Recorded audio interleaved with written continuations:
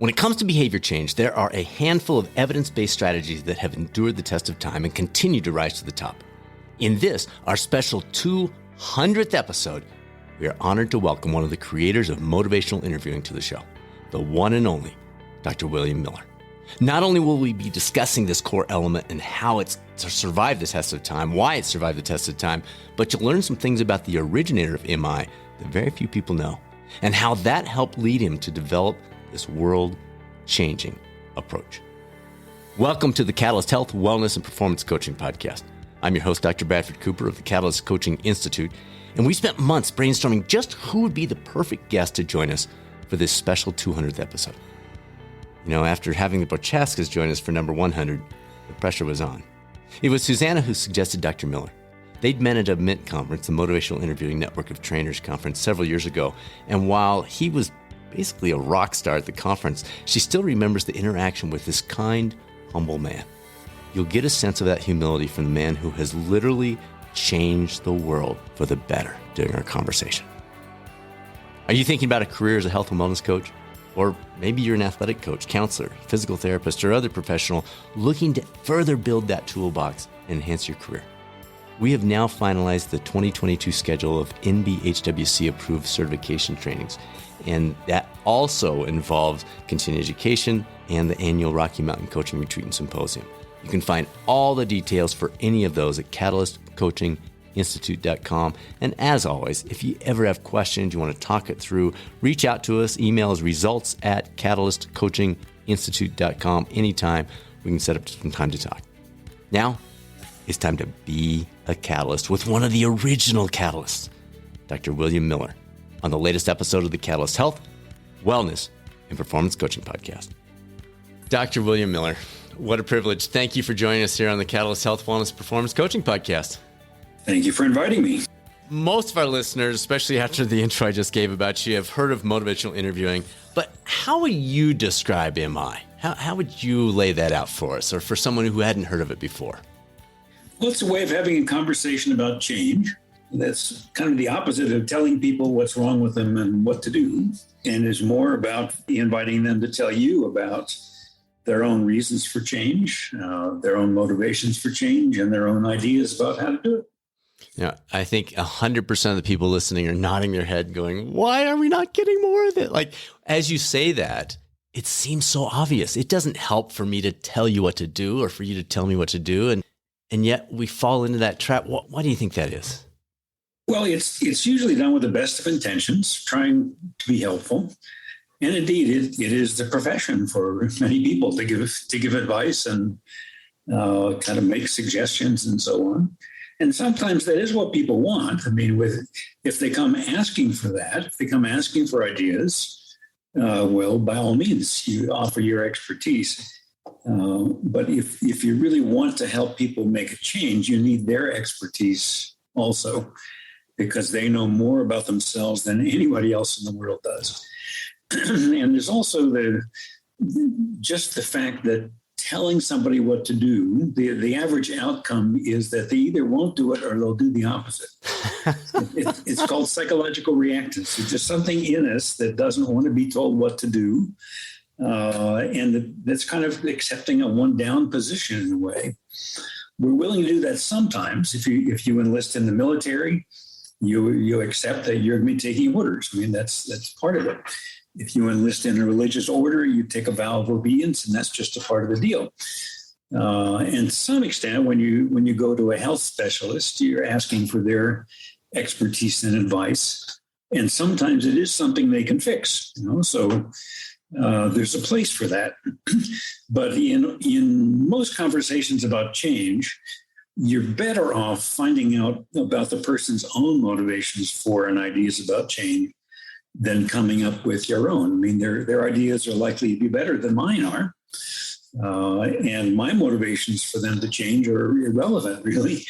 What are theirs? And so, this makes common sense. I mean, most people do not like being told what to do. And yet somehow when we're trying to be helpful, that's what we are most likely to do. We call it the righting reflex, to make things right, to set it right, to just encourage people to do the right thing.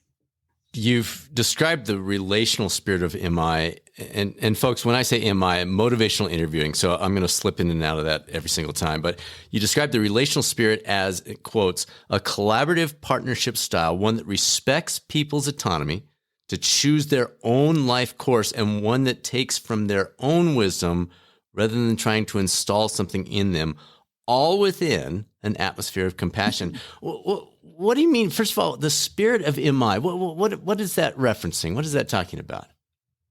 Well, it's talking about a hard-learned lesson early in the development of motivational interviewing. When Steve Rolnick and I were teaching workshops, we were focusing on techniques. And then we watched people doing what we taught them to do, and we were horrified because there was something missing, obviously. We had obviously, it wasn't their fault, it was our fault. We had obviously left something very important out. And what it was is what we now call the spirit, the underlying mindset or heart set with which you practice this. And without that, it's like trying to use techniques on people, and people feel that right away. And it doesn't go well. So the pieces that you were talking about in there are kind of prerequisite mindset pieces that I'm talking to a person who has free will. I'm talking to a person who gets to choose whether or not they're going to do something different. And that has to be okay with me. And I have to know that that's how it is. I don't get to make those choices for the person. No matter how hard I try to persuade them, I don't get to do that. So that autonomy piece is important. The partnership piece is important, that yes, I have some expertise, and so does this person I'm talking to have tremendous expertise about themselves. So it's a kind of meeting of expertise. There's acceptance of people as they are. And ironically, that helps people to change. When you feel unacceptable, you kind of frozen, and it's difficult to change. And for whatever reason, when you experience acceptance as you are, it becomes possible to change. So that's important as well. And then compassion, just that the reason that I'm sitting here as a helper is the other person's well-being. This is not about me, it's about the other person, about the alleviation of suffering, about the promotion of happiness. That's what I'm doing here. So remembering those things and having those in your mind and heart to begin with, then makes the techniques work okay. Without that, it's the words without the music. Wow. I love that. The words without the music. So the coaches, the counselors, folks that are in the addiction world, they're hearing you and they're nodding their heads like, yeah, exactly. But for the rest of us, that sounds opposite. So as a parent, we have 3 kids, teachers, our daughter's a 5th grade teacher, friends. If people have their own wisdom, why aren't they/we/I using it? Well, you use it for yourself, but we get in trouble when we're trying to help somebody else make a change. And just have this idea, at least that we need to tell them what to do, which isn't necessarily true or even necessarily helpful. Even the kind of peculiar, somewhat American idea that people will change if you can just make them feel bad enough. Well, that's not true either. And yet shaming and blaming and all of that is something that we can fall into, trying to persuade people to change. It just doesn't work well. And in terms of parenting, I think one thing that motivational interviewing has to teach us is what not to do. That when you get into head-to-heads arguing about who's going to win, if the other person's a teenager, you're not going to win. And it's not about winning. It's about collaboration. It's about working together and understanding and moving forward together. So I think it's just that we have some mistaken ideas that we know are not true about people working with us, but mistaken ideas about how we can be helpful to other people. And that often is to do with explaining, telling, persuading, advising. And while there's a role for that, it usually doesn't work very well. Wow. Wow. So it's not just good listening. And I want to make sure we emphasize this. Motivational interviewing is not just being a good listener and drawing that out. It involves this guiding nature. Can you explain the role that plays in this process? Yeah, good listening is essential. Sure. So without it, you're not doing motivational interviewing. So that's the first thing to learn. But it's not just sitting there listening well. It is a guide is the best metaphor we've come up with for this. If you think about, you go to another country and you hire a guide, what do you want from them? You don't want them to order you around. You don't want them to decide what you're going to do. But you do want their experience. You do want what they know. And so a good guide listens, finds out what you'd like to experience. What are you interested in? Where would you like to go? What would you like to do? And then uses their expertise to help you get there safely, maybe affordably, enjoyably. So it's kind of walking beside, not out in front pulling the person, not standing behind pushing the person, nor do you expect a guide to just follow you around. It's that kind of collaboration of what I want and what the guide knows. And so that's another key piece in motivational interviewing. And in particular, arranging the conversation in a way that we find out what the person cares about, why they would want to make this change, and what are their ideas about how to do so. So rather than starting with my ideas and the things that I think maybe the person should be the motivations, I want to start with what the motivations actually are that the other person has. Where are they with this? What's going on? And what ideas do they have about why and how to move forward? Excellent. All right. You've written a book for healthcare. I've got it right here, Motivational Interviewing in Healthcare. What are you seeing in that arena? Are you seeing it being utilized more? I come out of healthcare. Our son is in med school right now. Our daughter's an occupational therapist. So that's part of our world. What are you seeing from your book, from other interactions that you're having out there in the world in terms of healthcare? Sure. Well, when you get trained in healthcare, usually you're expected to have answers. So when you're coming through medical school training, for example, having the answer on the spot, being able to provide it, I mean, that's what gets reinforced. And sometimes that's useful. If you're working in the emergency room, knowing what to do and doing it quickly is important. When you're working with people over time, like in primary care, and what you're talking about is changing the person's behavior or lifestyle, you need a different approach.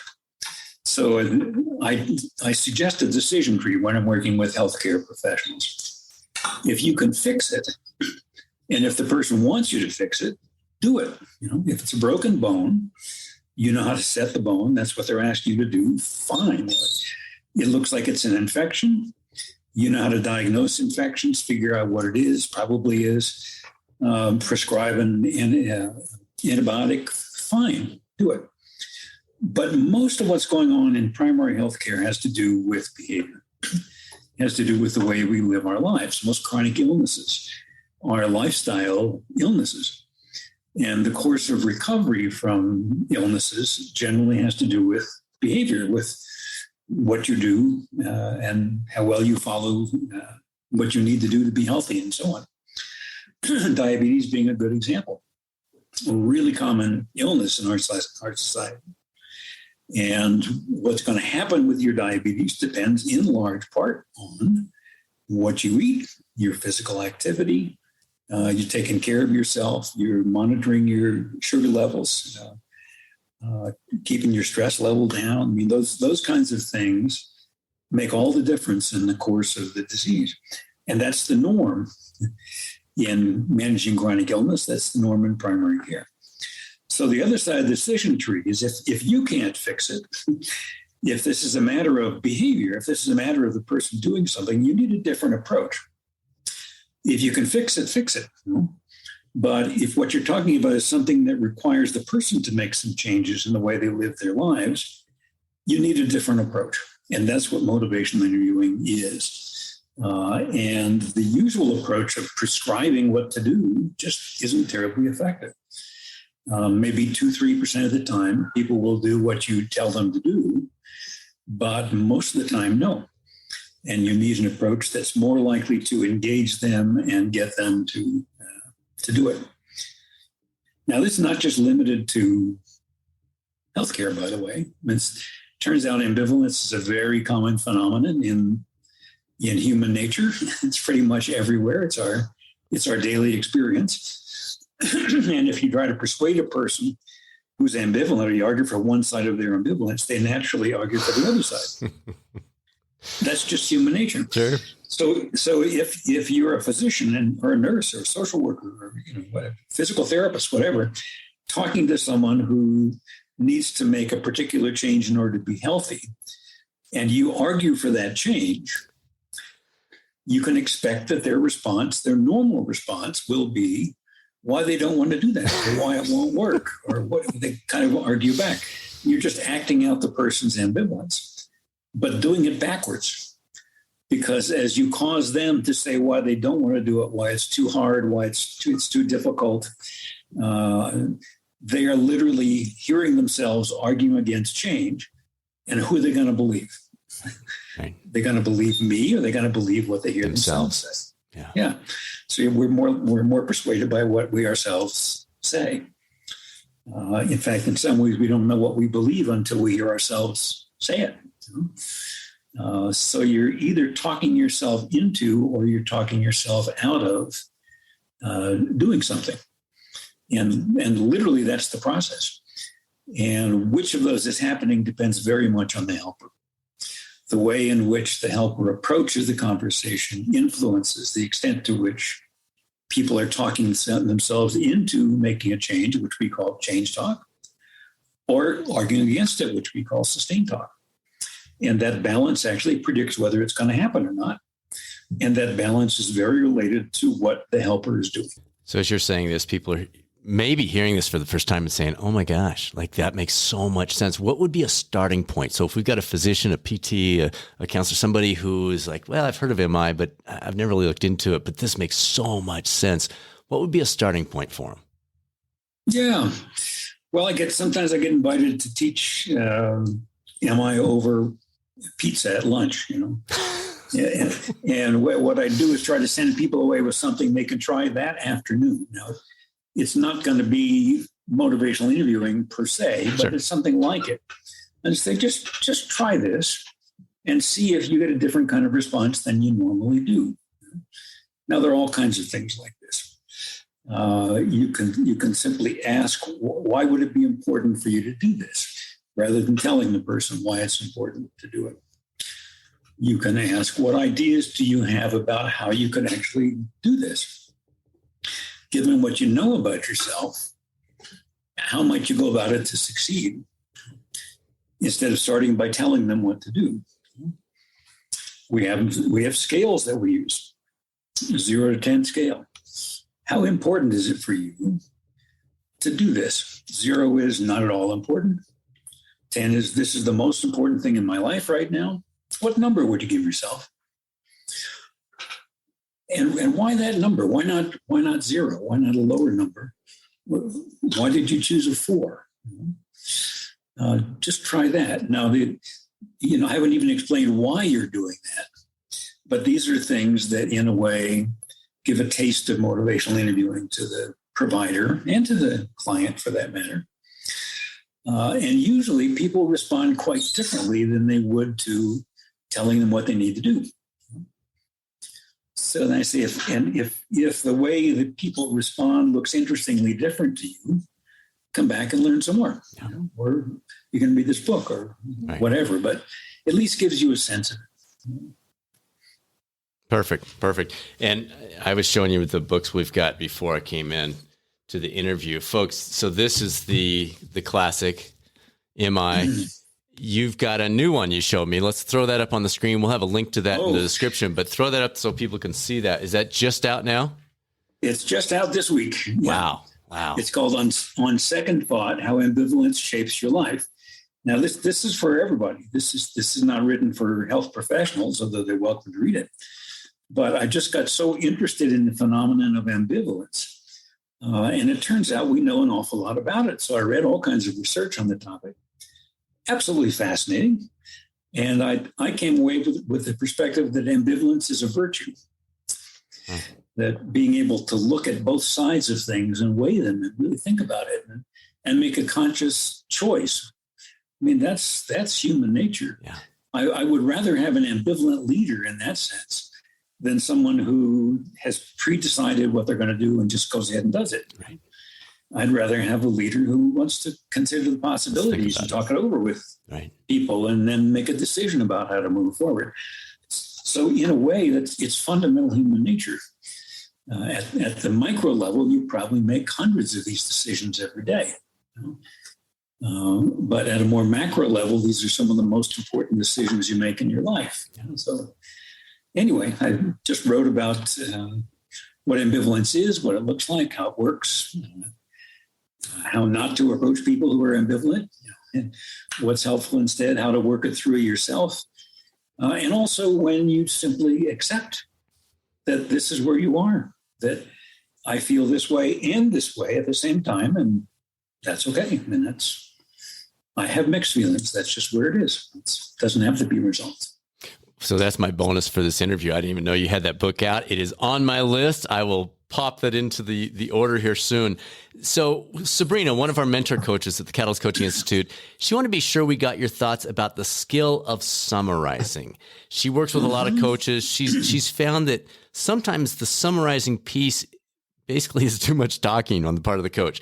Do you have a suggested limit or recommendation? Maybe it should be one summary every 20 minutes or keep your summaries to less than 30 seconds. Is there any general guidance for counselors, coaches, other folks that are using this skill in terms of that summarizing piece?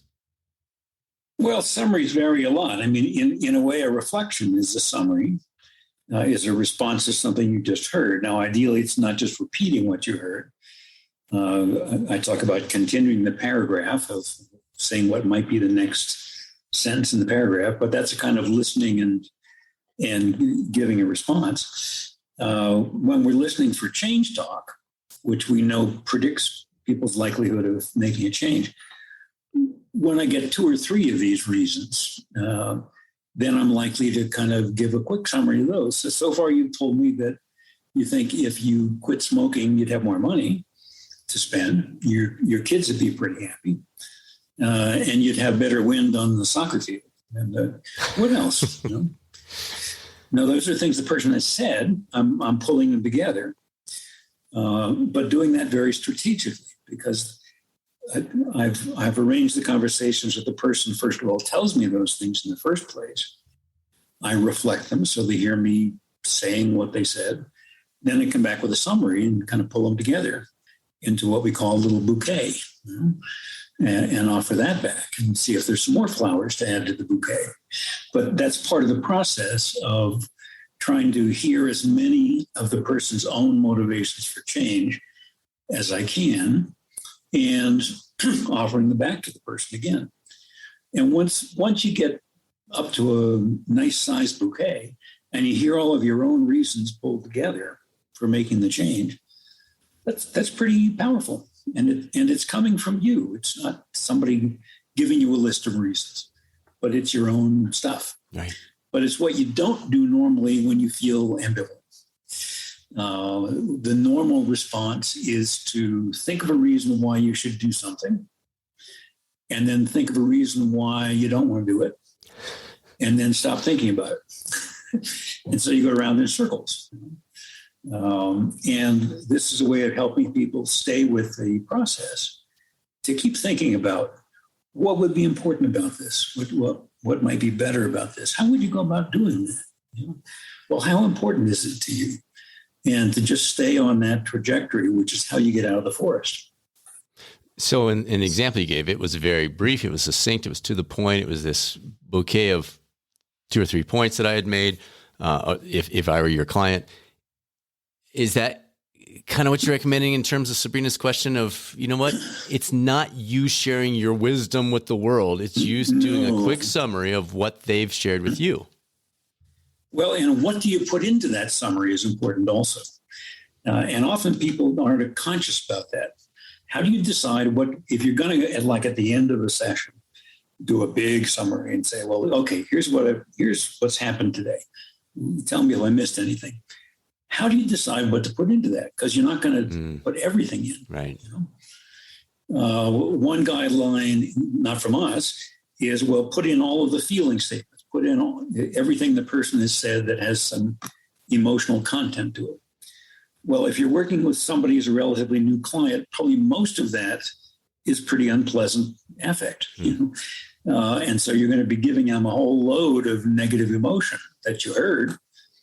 True enough, but where does that leave the person? You know, pretty discouraged. Right. They didn't actually need to hear all of that again. You know? So that's not necessarily a particularly good guideline. Do you want to give a summary that is all of the person's pros and cons, all of their reasons for and all the reasons against change? That's what's called a decisional balance. The expected outcome of doing a decisional balance summary is ambivalence. That you leave the person where they started, which is feeling both ways about it. And that's not necessarily what they came to you to help them do. Right. In motivational interviewing, what we're doing in a summary is what I was doing in that quick one, which is pulling together the person's own reasons for and ideas about change. And it doesn't have to go on a long time. I prefer brevity in reflections and brevity in summaries. But the key thing is, what are you putting into that summary and why? You know? There are also summaries that are kind of like the prosecutor's closing argument. You know, well, here's all the things that are wrong with you, and here's what you need to do. You know, so it matters what you put in a summary. It matters what you reflect. You know, for example, if you're talking to a smoker who says, you know, I know I ought to quit, but I just really love smoking, and I don't think I could do it. You know? What do you reflect? You could reflect, you don't think you could quit smoking, you know? To which you'll hear more about why the person can't quit smoking. You know, you could reflect how the person doesn't want to do that. You know, that smoking really is important to you. Perfectly good reflection from a Rogerian client-centered perspective. But if you reflect to the person you really enjoy smoking, you'll hear more about why the person enjoys smoking, which is sustained talk. It's just talking yourself into continuing. The thing that you would reflect out of that statement I just gave you is, yeah, and yet there's something in you that knows that really you ought to quit. What's that about? You know, that's where you shine the light. When you're reflecting something, you're shining a light on a particular part of what the person said. And that's what you'll hear more about. So it matters what questions you ask. It matters what you reflect. It matters what you affirm, what you reinforce. It matters what you put into summaries. And when I was being trained in person-centered therapy, I was taught to do those things, but never was I told much about what to reflect or what to ask or what to summarize or what to affirm, just to do those things. And it turns out it matters. It really matters what you ask, reflect, affirm, and put into summaries. And it helps the person move and keep moving in the direction of change.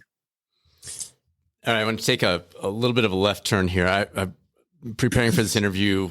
You spoke about living in the doorway between religion and psychology. Can you walk us through what you meant by that and how that came to be? That was an interesting statement. Well, I'm a person of faith. I mean, my religious faith has been important to me through most of my life, with a couple of year vacation into agnosticism. But other than that, it's been one of the most meaningful things in my life. When I was in graduate school, what I was told by the director of training was, well, if you have to believe stuff like that, keep it to yourself. You know? And you would certainly never ask clients about their religious beliefs. Well, I obeyed. I wanted to get through graduate school. Sure. But why? I mean, given that spirituality is such an important part of life for a lot of people, not just me, but for many people we'll be working with, why is that taboo? Why would I not have a conversation about that? And so it kind of, that role emerged for me of standing in the door between religion and psychology and passing things back and forth. So I wrote a book for pastors on practical psychology that they could use. And I wrote books for psychotherapists on spirituality and how to explore that and what that means, and for lay people on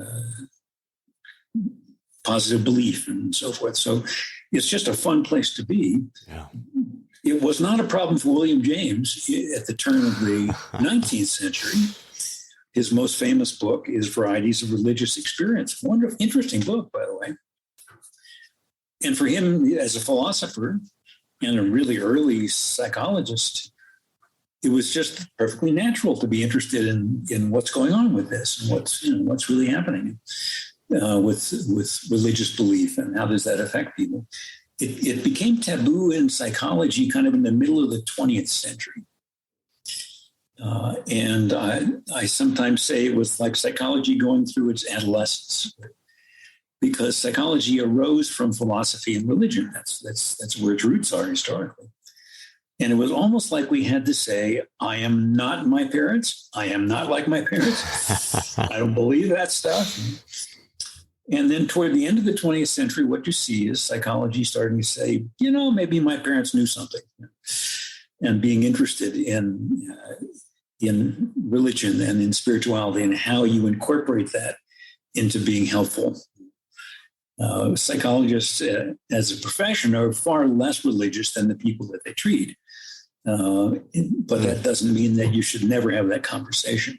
So that's just one thing that kind of emerged as a natural role for me as a psychologist and a person of faith. Just say, well, what do we have here that we can share? Right. Wow. All right. So one of the things you said in the interview you did with Addictions in the Addictions Journal, you noted, I'm going to read a long quote here. So there have been various points in my life where I have just felt like I belonged with something. That's the direction I should go in. It is subtle, but it's a little tugging in a way. And whenever I've paid attention and followed one of those, amazing things have come out of it.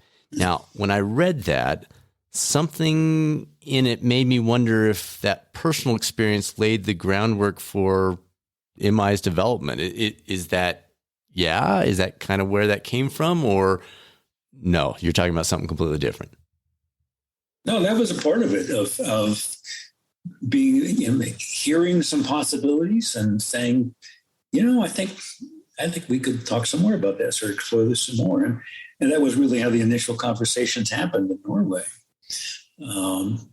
I wasn't talking when I was working with the psychologists there and teaching them behavioral approaches to treating alcohol problems. We began having these conversations also about, well, how do you actually do this in practice? And they wanted me to demonstrate what I was doing.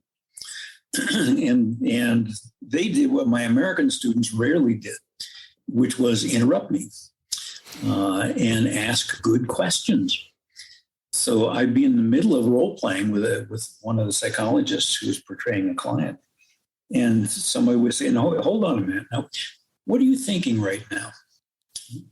Or you asked a question there, but you could have asked a lot of questions. Why'd you ask that question?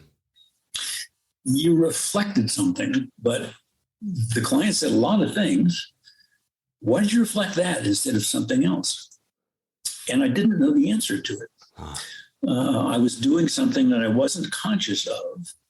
And together we began to unpack it. And one of the essential pieces of it was arranging the conversation in a way that it's the client who makes the argument for change rather than me. I didn't know I was doing that. I didn't have any theory behind it, but together we began to look at that and put together what was the very beginning of motivational interviewing, just some basic guidelines that led to the first article that I wrote in 1983. I figured that's the last I would hear of it. In fact, it took over my life largely. It's amazing staying power. I know 61 languages where this is being taught and practiced. Wow. So it crosses cultures pretty well. And ambivalence is one piece of it. That's such an embedded part of human nature that all of us experience.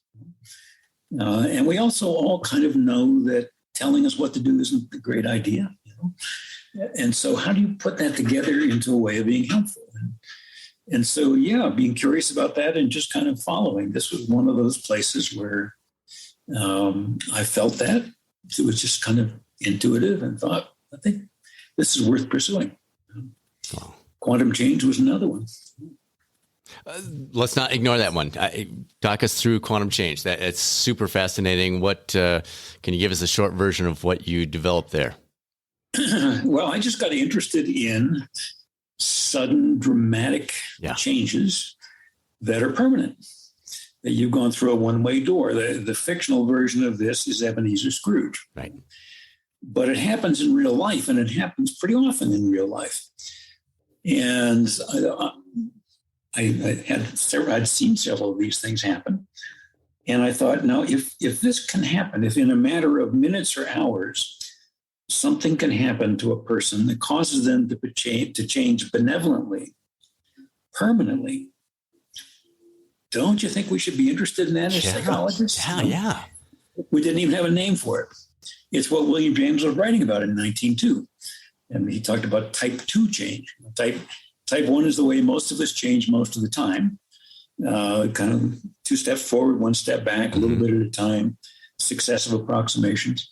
But these are more like shooting the rapids, and these things happen. So I just set out to see, can we understand this? And we had no trouble finding people that had this experience, interviewed them, and told the stories, basically. And that book created a great deal of inattention in psychology. And I figure it'd be another century before somebody else comes across it and writes about it again. But because literally William James was the last person I could find in psychology who had written about this a century before. So to me, it's one of the most interesting things that we ever did, research-wise. But it hasn't really gone anywhere except to say that this really happens. And if it does happen to someone, it's helpful to be talking to somebody who understands it. Who knows this is not weird, strange, crazy, that there is a real phenomenon here, and it does occur. And so just that was really the bottom line of the book, that, yep, it happens. The editor wanted me to write one more chapter, how you too can have a quantum change. Yeah, exactly. I mean, that's the natural question. and it sounds like that chapter didn't get added to the book. It didn't get written. I said, sorry, I don't know the answer to that one. Interesting. I'm observing these things, and they are impressive. And they just happen to people out of the blue, uninvited. It's not like they were trying to do something. Sometimes in the midst of great suffering, but just as often in the midst of everyday life, nothing out of the ordinary going on. And so I think there is a phenomenon there to understand. I wrote about it, and I still get, this is 17 years later, I still get probably a letter a month via email now from somebody that found the book and said, this is what happened to me. I didn't know this happened to other people. Yeah. And so there were not patterns that showed up because I remember reading about this and how you invited people and you had the Scrooge picture or film clip or whatever. And people were like, oh my gosh, yes, that totally happened to me. But in talking to those folks, there were patterns, but there was no spark. There was no catalyst for creating that you discovered in that research. No consistent one. Interesting. No. And every last one of them had a sense of it being done to them or being a recipient of it, of being passive. Huh. So nobody took credit for it. Interesting. Nobody said, I did this, quite the opposite. I didn't do this. When this was happening to me, I knew I wasn't doing this. I knew something out of the ordinary was happening, but it wasn't me doing it. Now there are all kinds of explanations of that, but that was the normal subjective experience of it. That they were having an experience that was not of their own origin, and it changed them profoundly, benevolently, and forever. It was so different from addiction treatment, which is where I've done most of my life work, where you're hanging on for dear life to not go back to your previous pattern. These folks went through a one-way door and they knew it. They knew they were not going back. Wow. Couldn't Right. even. Right. So that just interested me. So that piece of my work sits out there still in book form, not having done much else, but one of my favorite children anyhow. So we talked before we hit the record button of, hey, would it be fun to do a little sampling? You talked about the role playing you did in Norway, the demonstration stuff. If it's okay with you, let's give this a shot. One of the things I've been wanting to do more effectively, more consistently is journaling. And I know it's valuable. I encourage other people to do it. I've done it on and off for probably 40 of my 55 years, but I'm not consistent. And I think it'd be good. Like if you asked me that 1 to 10 question, I'd be like, yeah, I really want to do it. But then I don't. I probably journal a day a week. And I think 4 or 5 days a week would be incredibly valuable. But can we run with that just for a few minutes, give people a sense of how MI works in a real situation? Well, sure. Yeah. I mean, so a day a week doesn't do it for you. That's not, from some perspective, at least from some part of you, that's not enough. Yeah, it's okay. It just feels like if there's value from one, doggone it, why am I not doing this more often? But there is a part of you that's okay with once a week too. It says, yeah, that's where I am. That's all right. Well, maybe. Like I probably wouldn't bring this up if I felt totally okay with that. Yeah. But it falls down the priority list. I have other things I need to get to. I've got other priorities that for that morning, that day, I elevate above journaling. Yeah. Yeah. And naturally. Well, tell me then, why would it be important to do this more than you are doing it now to kind of increase how often you're journaling? Couple things. One is I tend not to sit very well, and I think the journaling forces me to sit in one place, to think things through, to contemplate a little bit. Whereas when I'm doing, that contemplation is not taking place. The learning is not taking place. You talked about the value of voicing something. When I write something down, it clarifies it in my head, so it's not as jumbled as it was. So those would be some of the reasons that I see a value in doing it more often. You get clearer about things when you're journaling, and you like that. I do. And there's something about sitting peacefully and not being in your usual do it rhythm that is also good. Right. That somehow is valuable to you. But how so? I think it probably is just a pause button of some sort. And again, as I'm saying that, I'm hearing myself having said 2 minutes ago, I don't because I don't pause. So it's almost like the solution is affected by the cause, which I guess is probably true of a lot of issues in our lives. Yeah. Yeah. So just the pausing itself is really what you're looking at doing more. Pausing and If you would collecting. choose to do that. Yeah, pausing, but then collecting and learn. I love to grow. I love to learn, and the journaling I feel like helps me take conversations like we're having, or a book I've read, or something Suzanne and I have talked about, or something the kids are telling me about in their lives, and it helps me to bring all of those crazy pieces from all these different spots and put it into something that, at least for that moment, makes sense. Something peaceful about that, it sounds like. It's kind of centering or settling in a way. Yeah, settling and collecting. It formats it. It's almost like it takes all these various dots on a map and gives them purpose, connects those dots. You get a lot of bang for the buck in a way, huh? It feels like it. Uh-huh. So what you're doing already is good, but you have the sense that actually doing a bit more of this would be even better. Exactly. What would be ideal for you, do you think, in terms of how often you would want to journal? I think if I were journaling 3 to 4 times a week consistently, not on for 3 weeks and then off for 6 months, but consistently 3 to 4 times a week, I think there'd be a lot of value to that. That'd be a big change from that would be once a week. Yep. Yeah. Well, you know a lot about yourself, but how might you move in that direction? How do you think you could do it to actually begin to increase how often you're journaling? I could write it into my calendar, so it's a thing. That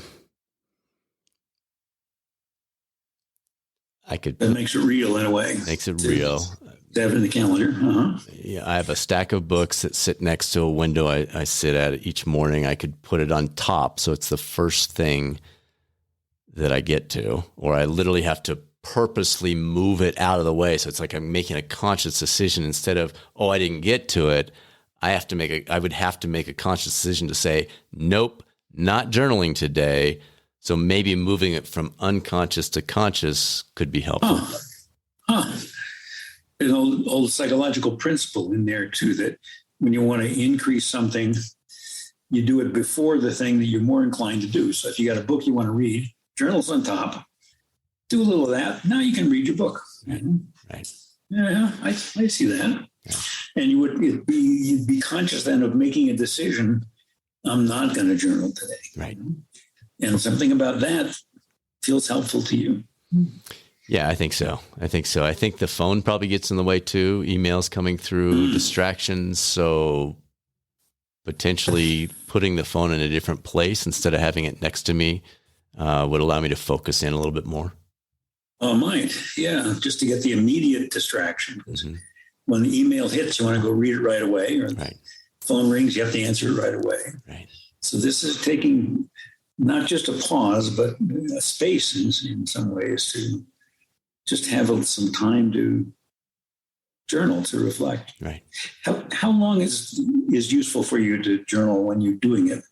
That would vary, and I wouldn't be particular about that. I think 10 minutes would be fine. 20, 25 minutes would be great. It would never be more than that unless I'm really into some great brainstorm. But 10, 15, 20 minutes would be wonderful. And let me ask you the scale.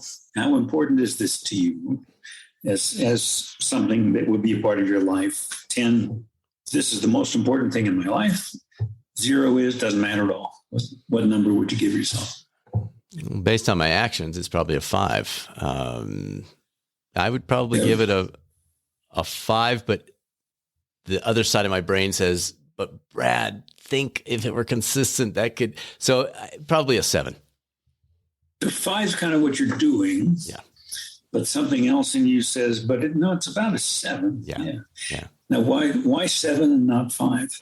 I think just thinking about the things we talked about of clarifying, of collecting growth opportunities and ideas for the future, and even down the road, I would love to get my parents' journals from 30 years worth and see what they were thinking about and learning and growing and struggling with, and maybe someday my kids, when I'm long gone, can go through that and say, wow, that's interesting. Dad was really struggling in this area, or wow, this is where he was learning in this area. And maybe it'd be helpful to them in some way. As well as to you. Absolutely. Yeah. Well, you have a lot of reasons to do this. I do. I'm hearing. I mean, you like the kind of the peaceful pause of taking time to reflect on what's happening in your life and actually write it down to 10 minutes, 15 minutes, whatever. And that somehow helps you pull things together in a way that might not happen otherwise when you're in your busy life. Even imagine this kind of being preserved and something that passes on to your children as a reflective journal of this is what Dad was really like. Mm-hmm. And it's just that habit has gotten in the way of you doing it a little more.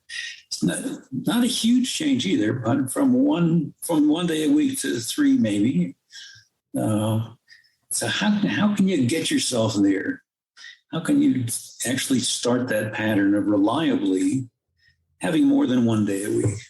Yeah, I think things that I was going to say we talked about, but basically you got me to talk about is putting the phone in a different place, putting the journal on top, and then literally putting it on my calendar 3 different days a week, because I like checking those things off, doggone it. So if it's on there, I'm probably going to do it. So I would say those would be my 3 primary steps, would be phone away, journal on top, and put it on the calendar for 3 different days. That might be enough. Yeah. Very good. Are you willing to do that? I am willing to do all 3 of those. Yeah.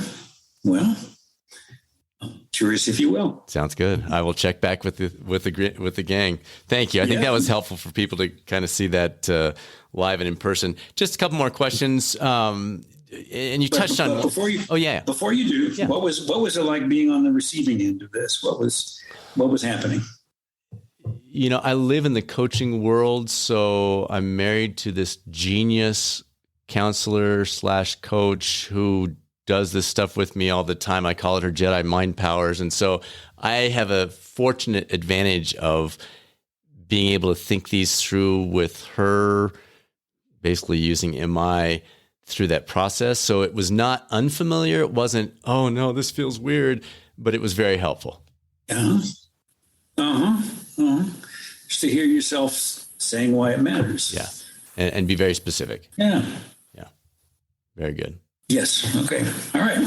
So last couple, 1983, like what is it about MI, motivational interviewing, that has resulted in such a long lasting impact? We're talking, what is that, 40 years? Yeah.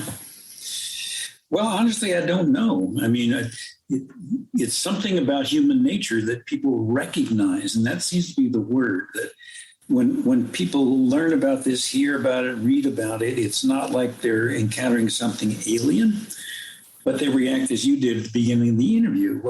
Actually, that makes perfect sense. And sometimes an attraction of, that's how I'd like to be with people. That's how I'd like to do my work as a helper, or that's how I'd like to be with my friends.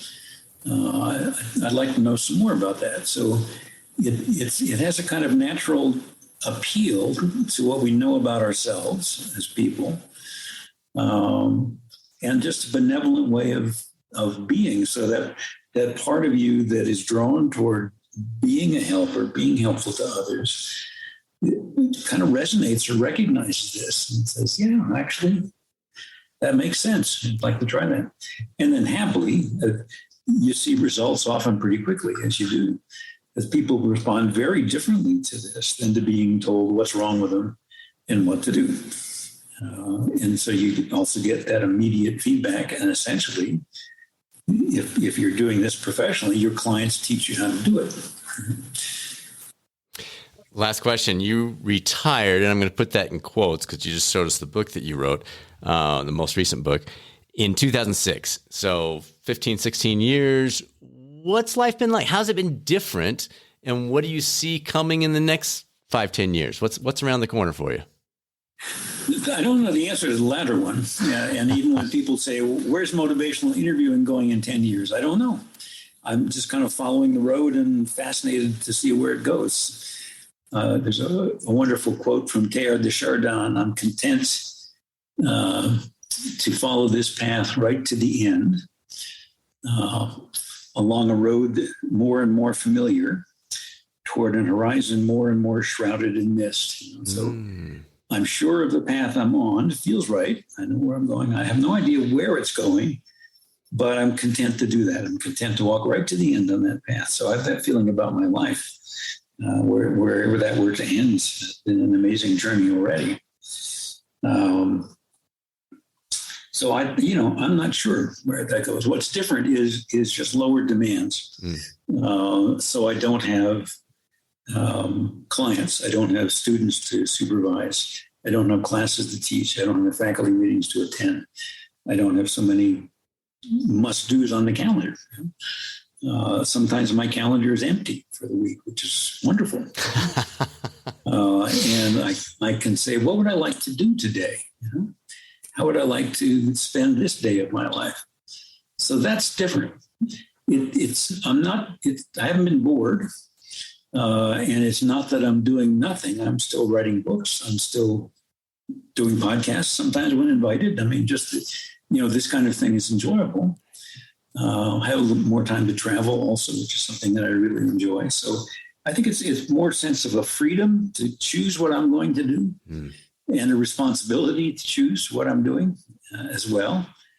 That wasn't so much the case when my life was highly structured and scheduled. And that's different. But I'm not dead. I'm just retired. So I am still involved in things that I enjoy, and I see my family, and have good conversation with people. Life is good, and have not been able to kick the habit of writing books. We are glad about that. Keep that up. Don't break that habit. Dr. Miller, this was such a privilege. We had the Prochaskas on our 100th episode. We get to have you on our 200th episode. This is fantastic. Thank you so much for taking the time with us. You're most welcome. Wow. What an honor. The creator of motivational interviewing, Dr. William Miller, everyone. Thank you for tuning into the #1 podcast for health and wellness coaching. Next week's episode features sleep doctor for the NFL, NHL, NBA, and Major League Baseball, Dr. Meeta Singh, as she discusses not only sleep enhancement strategies, but also the connection between our sleep and our immunity, a key topic right now. As always, feel free to reach out to us with any questions about your current or future coaching career, results at catalystcoachinginstitute.com, or you can tap into additional health, wellness, and performance resources on the website, catalystcoachinginstitute.com. Now it's time to be that catalyst. This is Dr. Bradford Cooper of the Catalyst Coaching Institute. I will speak with you soon on another episode of the Catalyst Health, Wellness, and Performance Coaching Podcast, or maybe over at youtube.com/coaching channel.